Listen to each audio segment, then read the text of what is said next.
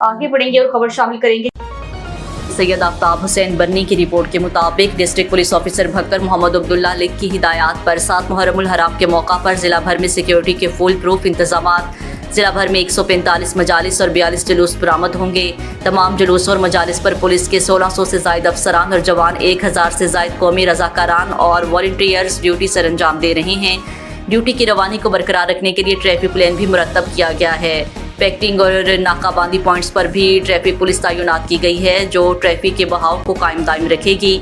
जुलूस और मजालिस में शामिल होने वाले हर शख्स की तलाशी लेने के बाद दाखिले की इजाज़त होगी।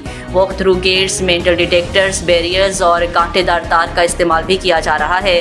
जुलूस के रूट की छतों पर भी ड्यूटी तैनात की गई है। असलहे की नुमाइश, हवाई फायरिंग पर मुकम्मल पाबंदी आयद है।